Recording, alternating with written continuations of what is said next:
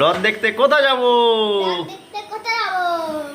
সেই কথা বোয়ালিয়ায়। চলো আমরা আজকে রথ দেখেছি। আকাশের ওয়েদার খুব একটা ভালো নয়, তবে গুড়ি গুড়ি বৃষ্টি হচ্ছে।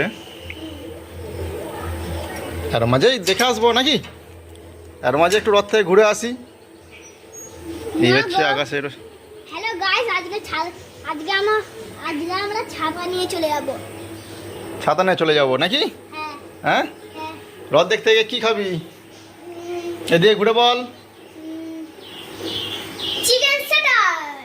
না, রথে চিকেন খেতে নেই, জিলেপি খাবো। জিলাপি পকোড়া। ইয়া। তো বন্ধুরা, এই বিকেলবেলা বেরিয়েছি রথ দেখতে। দাড়ি ফাড়ি কাটা হয়নি, কেননা আমাদের ঠাকুমা মারা গেছে, সেই কারণে দাড়ি বেড়ে গেছে, কিছু করার নেই। বিকেলা বেরিয়েছি রথ দেখতে যাব। এই যে আমি বেরিয়েছি, আমার ছেলে বেরিয়েছে।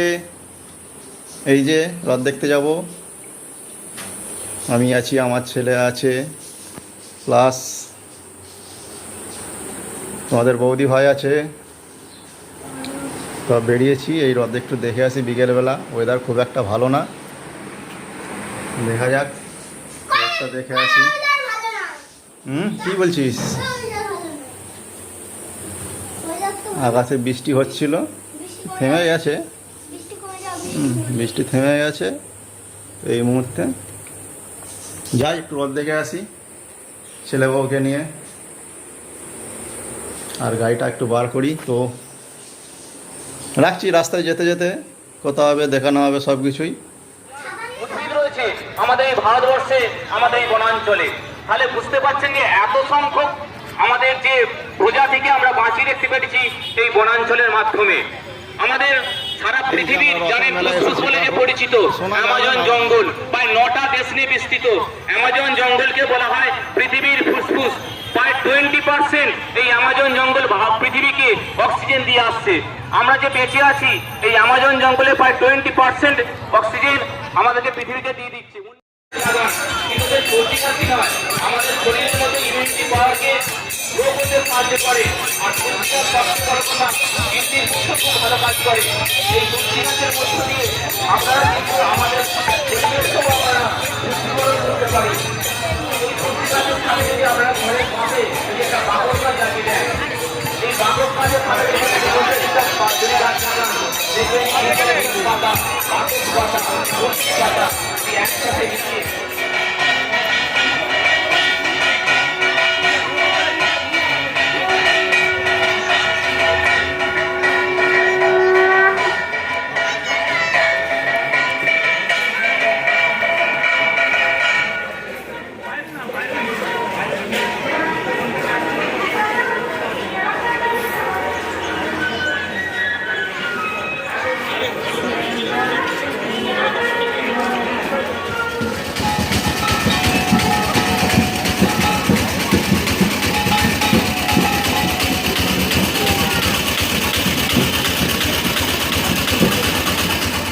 বন্ধুরা, আমরা রথ দেখে ফিরে পড়েছি।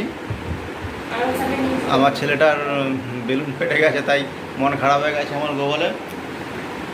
রথে ভালোই আনন্দ করলাম, ঘুরলাম।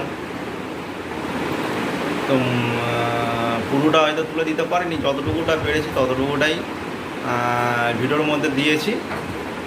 তো এখানেই রাখছি। ভিডিওটা ভালো লাগলে সাবস্ক্রাইব করবে, লাইক করবে, শেয়ার করবে, কমেন্ট করবে। Tata, bye bye, tata.